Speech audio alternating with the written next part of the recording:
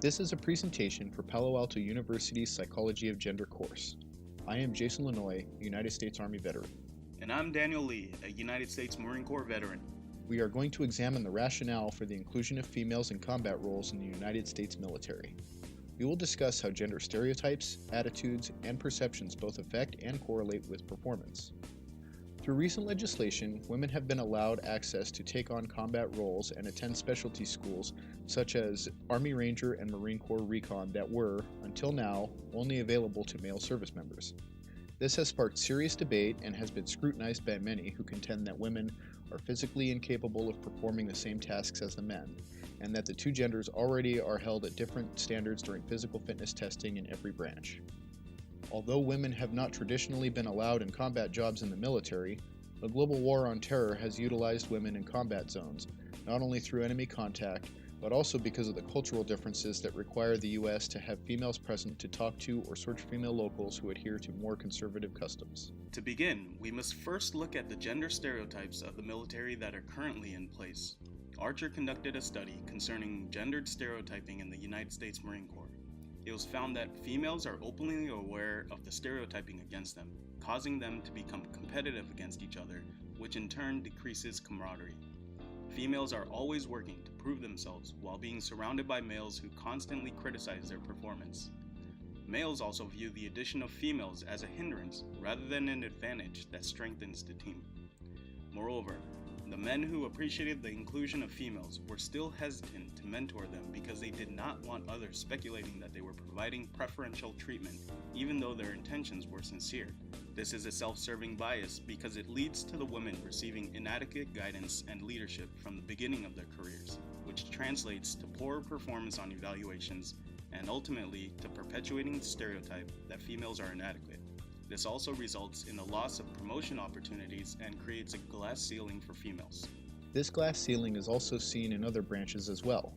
In 2011, Hirschfield and Thomas conducted research to see how both age and gender affected the observed leadership potential, or OLP, among officers in the United States Air Force. While it was discovered that age made a difference in one's OLP, gender was not a factor, and that female candidates were found to have the same leadership potential as the male candidates.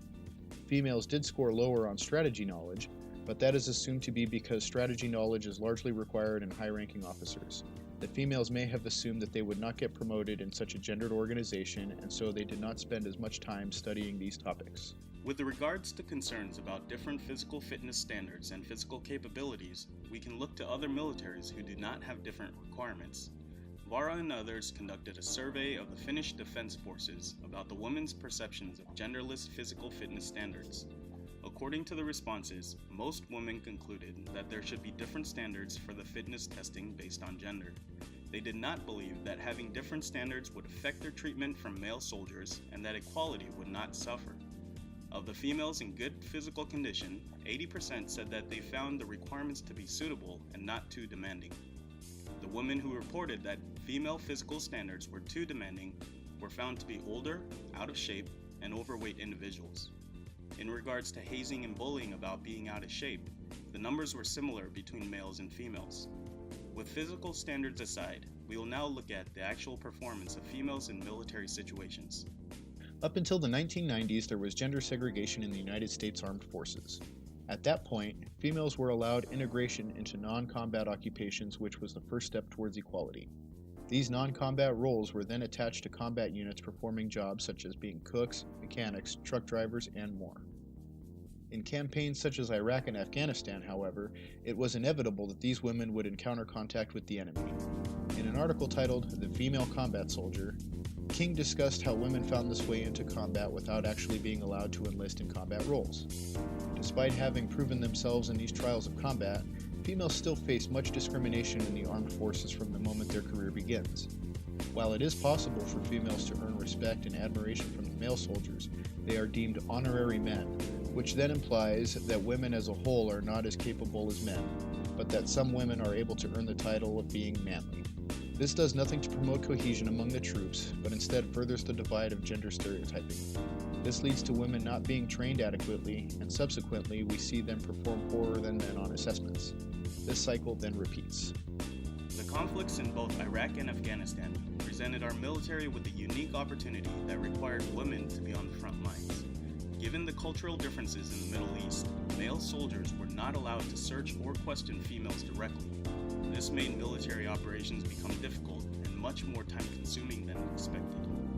It also prevented the U.S. military from operating as effectively as possible. To solve this issue, U.S. Special Operations Forces started implementing female engagement teams comprised of women who were attached to special operations and given the opportunity to engage with the local females. Doan and Portillo assessed the effectiveness of these women in the FETs and found that the inclusion of females was absolutely necessary. Not only were the women able to gain access to situations that the male soldiers could not, they were also able to introduce a new concept to a culture that views gender roles as strictly binary. These women were able to maintain gender fluidity and interact with both men and women of the local populace. While this was not entirely well received by the local males, it provided an opportunity for the local women to observe and reassess their own thoughts on gender roles within their culture. Doan and Portillo determined that though the men of the Special Operations community found the inclusion of females to be absolutely necessary, it would be best if female roles were limited in order to maintain productive relations between military forces and local populations. Through various research methods, it can be seen that women are in fact quite capable of performing an important role for combat jobs within the U.S. military. While we have seen that perhaps not all women are well suited for combat roles, we are able to see that there are enough women to warrant inclusion into combat jobs. After all, not all males are well suited for combat jobs either. It takes a particular type of individual to be physically and mentally capable to take to the battlefield in a combat job. When gathering research, it can be seen that women are in fact capable of doing this job. Perhaps now we can take yet another step towards gender equality in what is arguably the most patriarchal construct within the United States.